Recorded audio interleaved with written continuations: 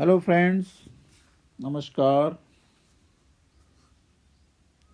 आइए इस वीडियो के माध्यम से क्वेश्चन नंबर 13 और क्वेश्चन नंबर 14 को सॉल्व करना सीखें। As observed from the top of a 75-meter high lighthouse, ये लाइट हाउस है जिसकी ऊंचाई 75 मीटर है।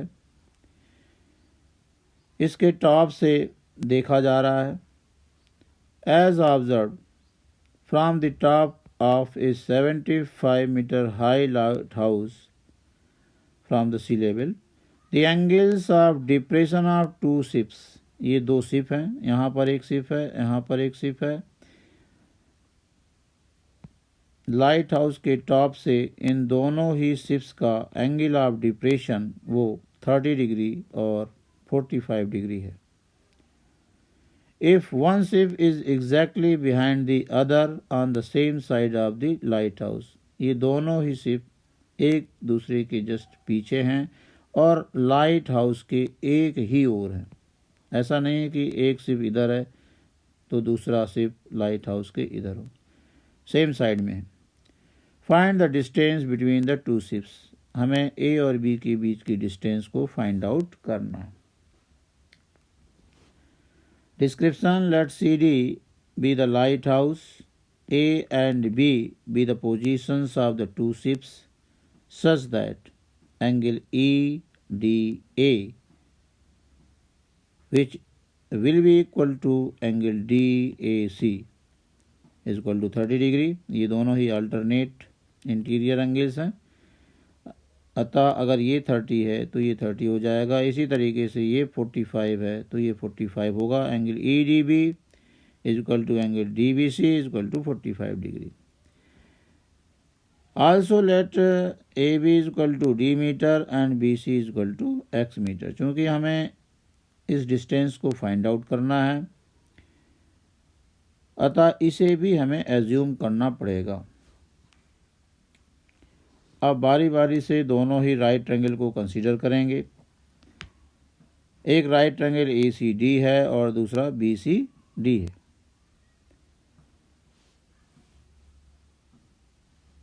In right triangle B C D क्या होगा? इस एंगल के लिए ये P है और ये B है। D C upon B C is equal to tan 45, CD upon BC is equal to tan 45 and tan 45 is 1, so x is equal to 75 meter. Similarly, in right angle triangle ACD is this triangle, तो क्या होगा इसमें? इसमें भी CD upon AC is equal to tan 30 बनेगा और AC जो है वो D plus X है। CD upon AC is equal to tan 30, CD is 75, d plus x is equal to 1 upon root 3, so d plus x is equal to 75 root 3, and the value of x is 75, so put the value of x here and transfer this 75 to right side. 75 root 3 minus 75, taking 75 common. So inside the bracket we have under root 3 minus 1. This is D, means distance between the two ships. This is the required answer. Now question number 14. A 1.2 meter tall girl, ये position of the girl है, इसकी height 1.2 metre है, spots A balloon moving with the wind in A horizontal line. एक balloon को वो देखती है जो कि हवा से वो हॉरिजॉन्टली मूव कर रहा है। पहले यहाँ था, थोड़ी देर बाद यहाँ हो गया, जिसकी वजह से एंगल ऑफ एलिवेशन जो पहले 60 डिग्री था वो दूर होने की वजह से अब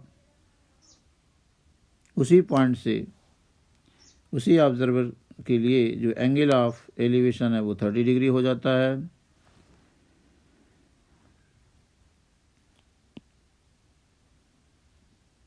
The balloon is at a height of 88.2 metre from the ground.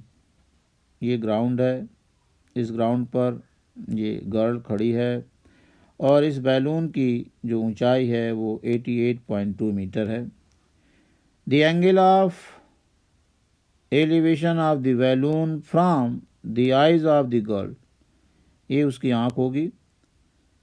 At any instant, किसी समय,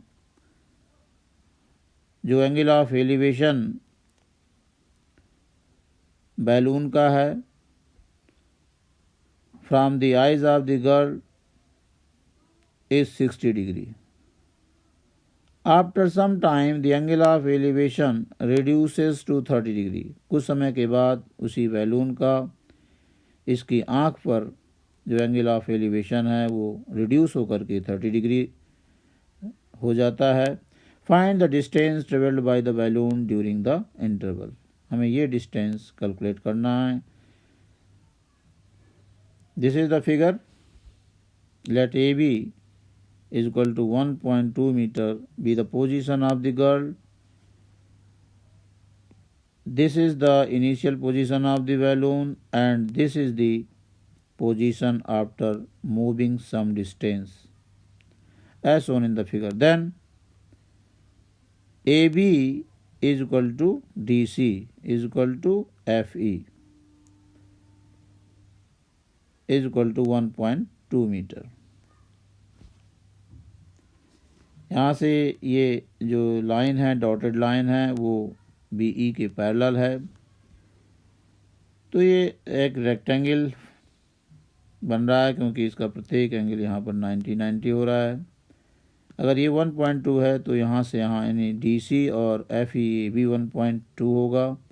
तो हमारा जो राइट एंगल ट्रायंगल बन रहा है ADH और AFG, इसके लिए जो साइड होगी ये वो 88.2 माइनस 1.2 दैट इज 87 मीटर होगी। अब दोनों ही राइट ट्रायंगल को कंसीडर करते हुए in right angle triangle ADH में क्या बनेगा, ये तो 87 है और इसे हमने x एज्यूम कर लिया है और ये D एज्यूम कर लिया है। तो HD upon AD is equal to tan 60 होगा। HD upon AD is equal to tan 60. HD is 87 upon x is equal to root 3. So x root 3 is equal to 87 or x is equal to 87 upon root 3 meter. Similarly, in right angle triangle AFG